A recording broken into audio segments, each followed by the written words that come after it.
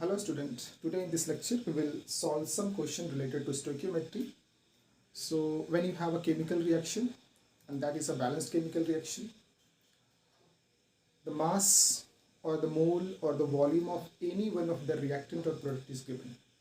You have to calculate the mass or mole or volume of other reactant or product. Then we use this concept, that is stoichiometry. We will solve some question on this particular concept. So let us start with this lecture. Okay. Question number one, that is number of moles of KClO3, number of moles of KClO3 required to produce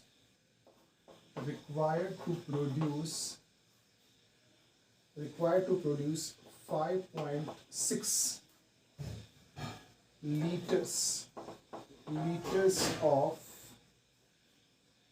O2 at STP is option A, that is 1/6, B 1/8, C 1/2, and D, that is 1/3. So we have to solve this question. Okay, so how we will solve this question? This question is based on this concept, stoichiometry. Simple question. Number of moles of KClO3 which is required, you have to calculate to produce 5.6 liter of O2. 5.6 liter of O2 at STP. Means आपको 5.6 litre O2 जो STP पे form होगा from KClO3, तो उसके लिए आपको KClO3 के कितने मोल्स चाहिए? तो first we have to write the equation कि जब आप KClO3 को हीट करते हैं then we get KCl and plus oxygen. First we have to write this equation, और ये इन्फॉर्मेशन आपको अपने पास होगी तभी हम इस पर अप्रोच कर सकते हैं. अभी हमें KClO3 नहीं पता है, वो हीटिंग करने पे वो ऑक्सीजन प्रोड्यूस करता है, फिर एक और प्रोडक्ट बनता है. तो वो इन्फॉर्मेशन हमें धीरे धीरे, जैसे आपने 9th में भी पढ़ा, 10th में पढ़ा, तो ये रिएक्शन आपको बार बार आपने इसको फेस किया होगा, बट यूज़ नहीं करने की वजह से हम इसको यूज़ नहीं करते, रिएक्शन में यूज़ नहीं करते, इसलिए कभी कभी भूल जाते हैं. ठीक है, बट ये रिएक्शन ऑलरेडी आप एक बार रिकॉल करोगे तो परहैप्स आपने 10th में इसको यूज़ किया होगा. So this KClO3 will form KCl plus O2. KCl plus O2. So first balance this equation. Oxygen number of atoms 3 है. बैलेंसिंग का कोई ऐसा रूल और रेगुलेशन आपको नहीं बता रहा हूँ, बस ये बता रहा हूँ कि यहाँ पे 3 है, यहाँ पे 2 है. सो 2 में 3 से मल्टीप्लाई कर लीजिए और 3 में 2 से मल्टीप्लाई कर लीजिए. अभी KCl कितना दिख रहा है? 2. सो यहाँ पे लिख दीजिए 2 KCl. So now it is balanced. So from here we can infer that 2 mole of KClO3 on heating produces 3 mole of O2. 3 mole of O2. But यहाँ पे तो आपको मोल्स तो दिया नहीं है, 3 मोल्स. ये जब भी आपको, हाँ ये एक बात और आपको बतानी है कि आपके पास अगर कोई बैलेंस्ड इक्वेशन है तो ये जो आपको न्यूमेरिकल कोफिशिएंट्स दिख रहे हैं, ठीक है, ये 2 और 3, they are moles, they are representing moles. ठीक है, so यहाँ से आप इन्फर कर सकते हो कि 2 mole of KClO3, when we do heating of this 2 mole of KClO3, then we get 3 moles of oxygen. ठीक है, बट आपके पास तो मोल्स में तो दिया नहीं है, किस में दिया है? लीटर में, और STP पे है. तो मुझे ये इन्फॉर्मेशन होनी चाहिए कि ऑलरेडी आपने मोल कॉन्सेप्ट पढ़ लिया है, तो इसका मतलब है कि ये तो मोल्स में ही रहना चाहिए, क्योंकि इसको मोल्स में ही चाहिए मुझे, बट ये अपने को लीटर में चाहिए. तो लीटर में कैसा होगा? आपको पता है कि ऑक्सीजन का 3 मोल का मतलब क्या हुआ? 3 into how much? 22.4 litre, because 1 mole of O2 is equal to 22.4 litre at STP. और इसको आप मोल्स में ही रहने दो, तो ये मोल्स में ही हो गया. ठीक है, ये मोल्स में रहने दो आप. तो यहाँ से आप इन्फर कर सकते हो, देखो यहाँ से देखो आप क्या इन्फर कर सकते हो कि 3 into 22.4 litre of O2 that is equivalent, बराबर है, या इतना आप प्रोड्यूस कर सकते हो, तो बराबर लिखोगे तो भी कोई दिक्कत नहीं, प्रोड्यूस कर सकते हैं, लिबरेट होगा, कोई जरूरत नहीं उसके लिखने की, आराम से आप ऐसे भी कर सकते हैं। Will produce 2 mole KClO3, will be produced by 2 mole of KClO3, but you don't have this much of this liter of O2 you have, this is the standard condition कि भाई इतने रुपए में इतनी चीज़ मिलती है, लाइक दैट कि भाई 10 रुपए में एक चॉकलेट मिलता है, बट मेरे पास 20 रुपए है तो मुझे 2 चॉकलेट मिल सकता है, लाइक दैट। तो इतने लीटर में इतने मोल्स चाहिए, बट आपके पास कितने लीटर हैं, 5.6 लीटर ऑफ O2, सो कितना होगा बेटा ये 2 इंटू 5.6, 2 इंटू 5.6 क्रॉस मल्टीप्लाई कर लीजिए, ये क्रॉस मल्टीप्लाई, ठीक है, और डिवाइडेड बाय कितना हो जाएगा 3 into 22.4, 3 into 22.4।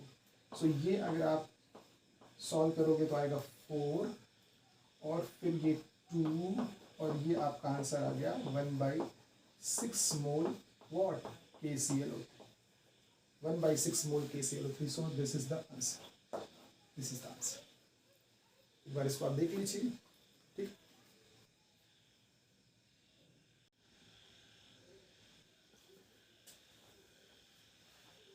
Now we'll solve second question, that is second question. What is second question?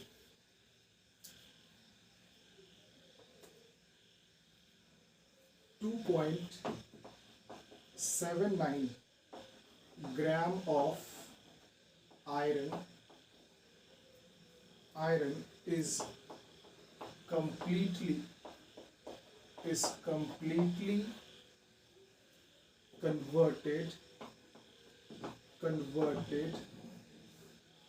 completely converted into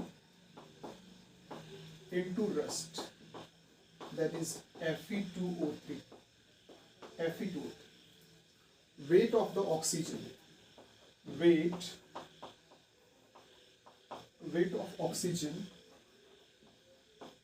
of oxygen in the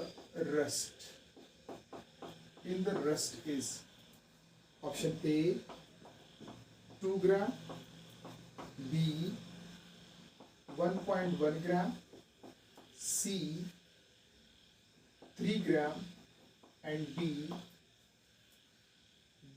that is 1.8 grams. 1.8 gram. So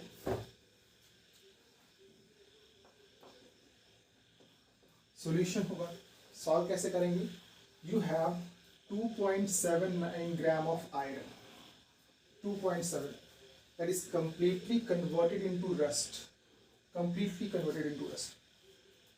So weight of oxygen which is present in the rust, we have to calculate the mass or weight of the oxygen which is present in the rust. So Fe is completely into rust, means this Fe is going to form Fe2O3. So rust form करने के लिए और किससे reaction करेगा ये, H2O के साथ, ठीक है, और प्लस हाइड्रोजन लिबरेट होगा, सो Fe2 है तो यहाँ पे 2 कर लिया हम लोगों ने, या ऐसे भी कर सकते हैं कि पहले इसको बैलेंस कर लिए, 3 है, ऑड है, इधर आप 2 कर लीजिए, 2 इंटू 2 कितना हो गया 4, आप यहाँ पे 4 कर लीजिए, अभी ऑक्सीजन कितना हो गया 6, यहाँ पे 6 कर लीजिए, ठीक है, थोड़ा सा मैं इसे रख देता हूँ 6, और अभी हाइड्रोजन कितना है 6H2, so every atom, each and every atom is balanced. So from here we are interested in these two, हम केवल इन दोनों में ही इंटरेस्टेड हैं, क्यों, क्योंकि उन्होंने आयरन का मास दिया हुआ है और Fe2O3 में ऑक्सीजन का मास कितना है वो पूछ रहे हैं आपसे, ठीक है। तो सबसे पहले तो हमें क्या कैलकुलेट करना पड़ेगा, Fe2O3 का मास। एक बार Fe2O3 का मास आपको मिल जाएगा तो फिर आप आराम से ऑक्सीजन का भी वेट आप निकाल सकते हैं कितना है, ठीक है।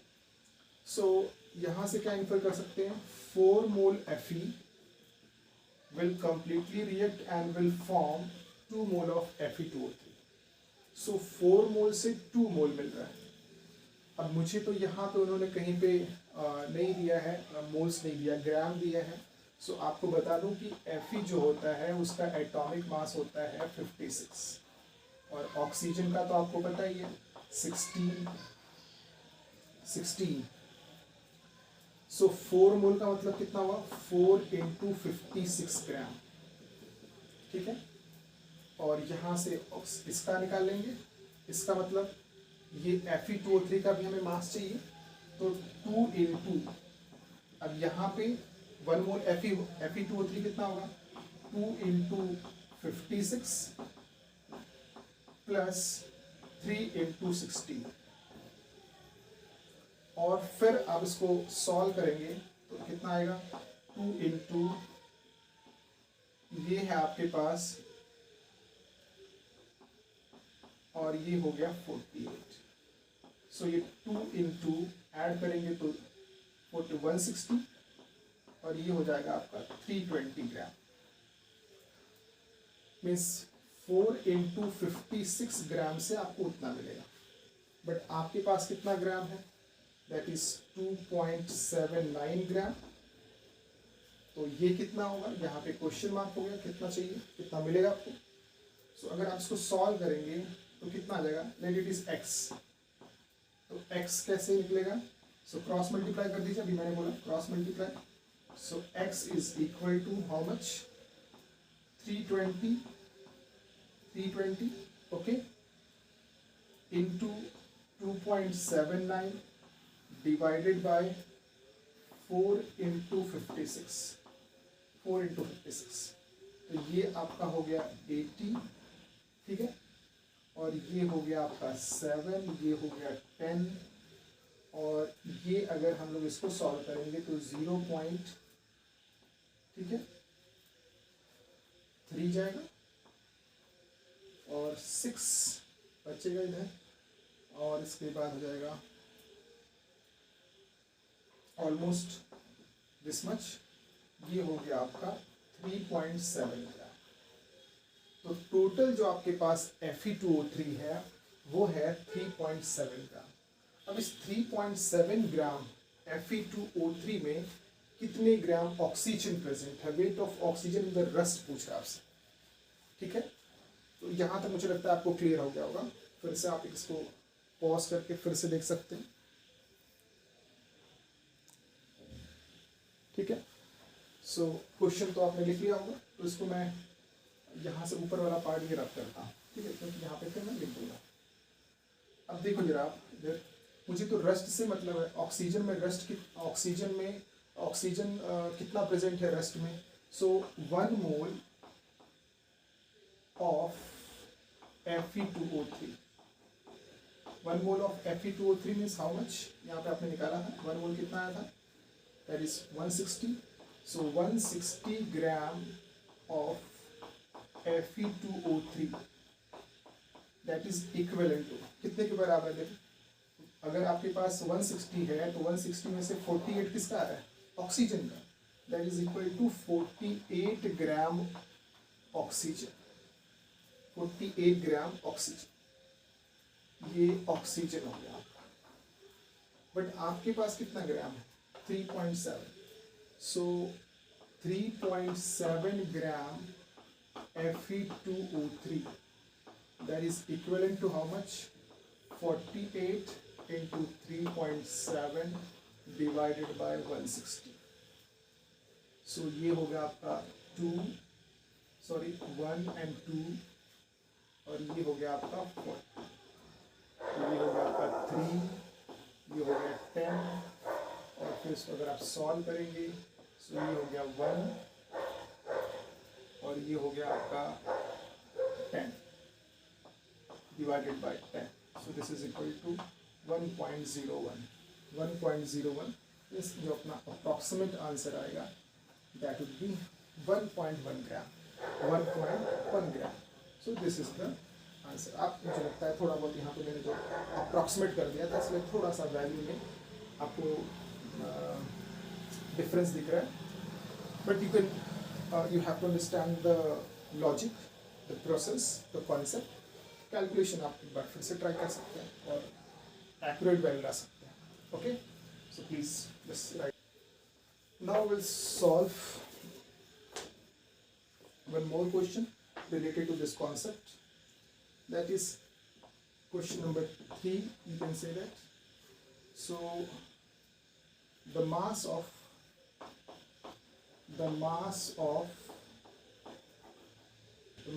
that shall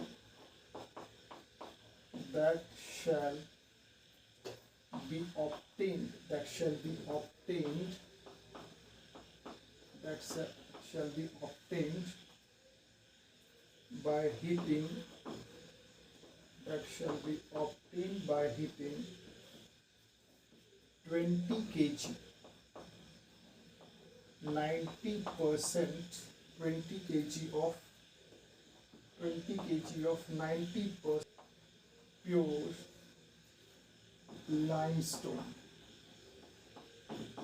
limestone is option A, that is 11.2 kg, B 8.4 kg, C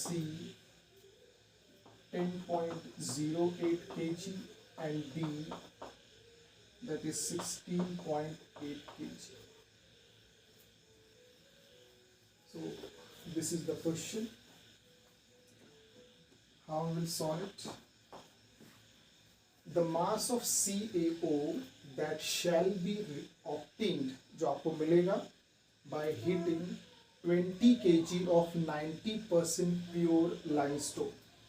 So you have limestone, that is CaCO3. So you have CaCO3. Okay, कितना kg है? जो CaCO3 लाइमस्टोन का आपके पास मटेरियल है वो 20 kg है, बट उसमें 90% प्योर ही आपका क्या प्रेजेंट है, CaCO3. इसका मतलब है कि टोटल 20 में से 90% प्योर जो है वो CaC, तो हमको CaCO3 से मतलब है. क्यों? क्योंकि CaCO3 ही क्या प्रोड्यूस करने वाला है, CaO. तो 20 kg हमें नहीं लेना, हमें कितना लेना है, 20 kg का 90%. क्यों? क्योंकि that will represent what, CaCO3, and from that CaCO3 we are going to get what, calcium oxide. Okay, so CaO and CO2 ये हीटिंग करेंगे तो ये फॉर्म होगा. अब अगर मुझे, मैं यहाँ पे साइड में कर देता हूँ क्या, कि जो आपका ये भी कर देता हूँ साइड, इधर कर देता हूँ आपके लिए. ठीक है, क्या करना है आपके पास, the mass of pure CaCO3, ये कितना होगा बेटा, 20 into 90/100. 90% of 20 kg, that would be how much, 18 kg. So now you have the mass of pure CaCO3. ठीक है, अब इसको अपना ये इंफॉर्मेशन अपने पास है. ठीक है, अब यहाँ पे मूव करते हैं, क्योंकि हमें तो ये निकालना है इसका कितना मास आपको मिलेगा, ऑब्टेन होगा. सो फिर से सेम स्टोइकियोमेट्री से 1 मोल विल फॉर्म 1 मोल, बट ये 1 मोल में नहीं दिया, और 1 मोल में ना तो मोल में दिया है ना तो मोल में पूछ रहा है. मास दिया हुआ और मास पूछ रहा है, तो इसको मास रिलेशनशिप भी बोलते हैं. बट उससे परेशान हो रहे हो, मास और ये से तो कन्फ्यूजन ज़्यादा होगा. ये सिंपल सा 1 मोल से कितना मिल रहा है, 1 मोल. सो 1 मोल ऑफ CaCO3 कितना होगा, Ca का कितना होता है 40, कार्बन कितना 12, ये कितना 3 × 16. तो आप सॉल्व करेंगे तो कितना आएगा, 100 ग्राम्स आएंगे, 100 ग्राम्स. और ये 100 ग्राम से कितना मिलने वाला आपको, देखो आप, कैल्शियम 40 + 16, ये कितना आ जाएगा 56 ग्राम. बट यहाँ पे केजी में है तो आप इसको ग्राम में भी ले सकते हैं, दैट इज 18,000 ग्राम्स. सो आप यहाँ से क्या इन्फर कर सकते हैं कि 100 ग्राम CaCO3 will produce how much, 56 gram CaO. So 18,000 gram CaCO3 will produce how much, 56 into 18,000 divided by 100, 100. तो ये आपका कैंसिल हो गया। अब इसमें आप मल्टीप्लाई करेंगे, सो 0 0 8 और ये 1, ये ग्राम्स में है, बट आंसर आपको किस में दिया है, केजी में। सो केजी में आंसर कितना हो जाएगा, केजी में आंसर कितना हो जाएगा, केजी में आंसर कितना हो जाएगा, 1.1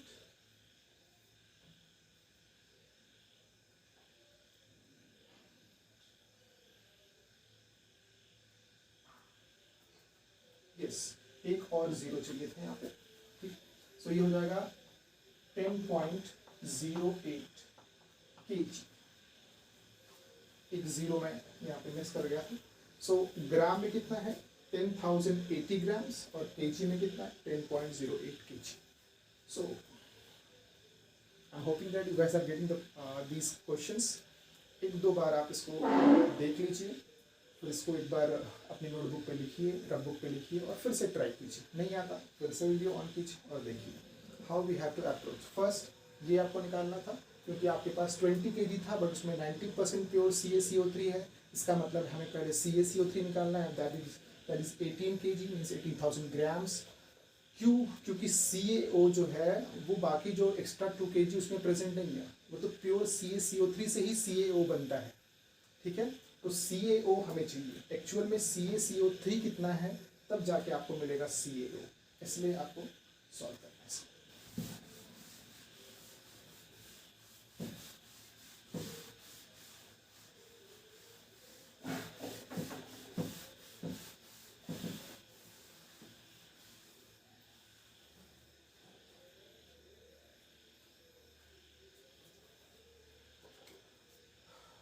Now we will solve a question that is based on a concept known as limiting reagent.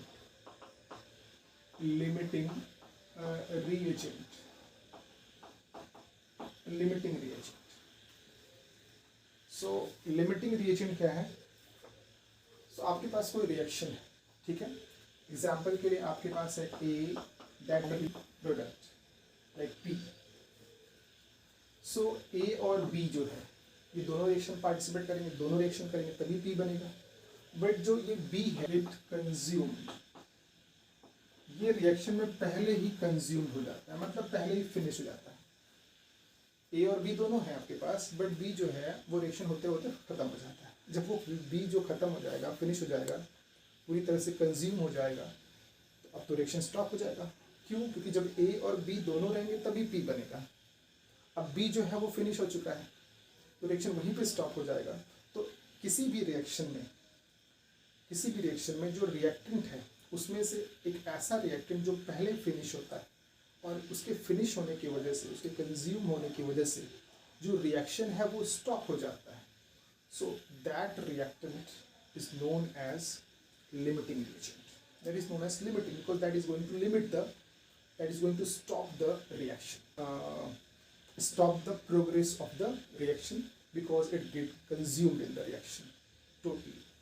So आप ऐसे, तो मुझे ऐसा डेफिनेशन में आपको ज़्यादा नहीं पढ़ना है, परेशान नहीं होना है, बट आप चाहें तो उसको लिख सकते हैं, सिंपल सा डेफिनेशन। अब मुझे बस आपको ये समझना है कि जो रिएक्टेंट फिनिश हो जाएगा, जो पहले फिनिश हो जाएगा, वही आपका लिमिटिंग रिएजेंट है। तो उस पर क्वेश्चन के थ्रू प्रोसीड करेंगे तो ज़्यादा आपको क्लियर होगा। सो मैं नेक्स्ट क्वेश्चन है, ठीक है, that is if 0.50 mole of BaCl2 is mixed with 0.20 mole of Na3PO4, the maximum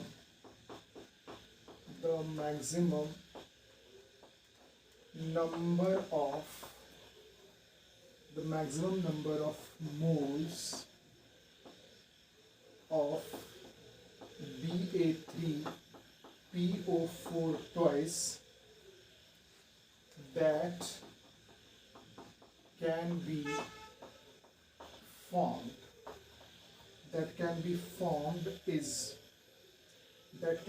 formed is option A 0.70, B 0.53, C 0.20 and D 0.10।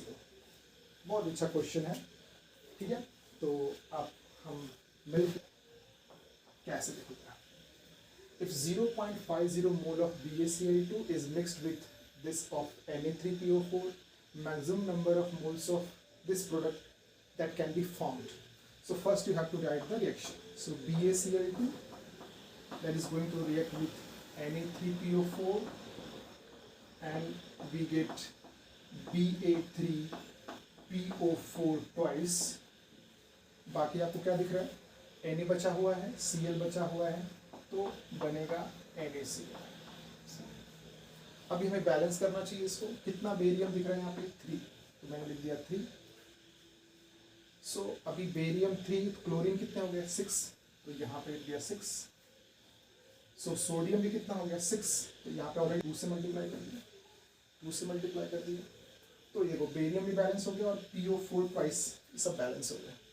Next क्या होगा 3 मोल, this reacts with 2 mole and can form 1 mole। Stoichiometry use हुआ, हाँ वही concept चल रहा है।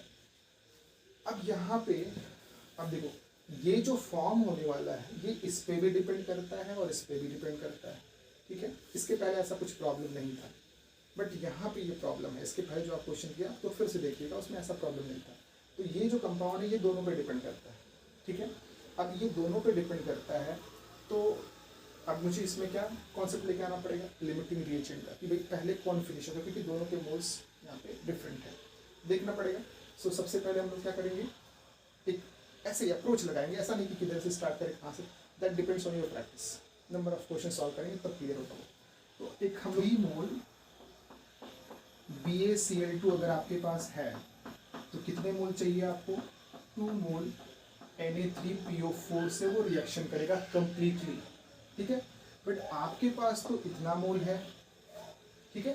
कितना मोल आपके पास 0.5, तो 0.5 मोल जो है वो BaCl2 का वो कितने के साथ रिएक्शन करेगा, अब यहाँ से सॉल्व करना पड़ेगा कितने के साथ, 2/3 × 0.5। अब इसको अगर मैं सॉल्व करूँगा तो ये आएगा 1/3, इसका मतलब है ये आएगा 0.33 मोल Na3PO4।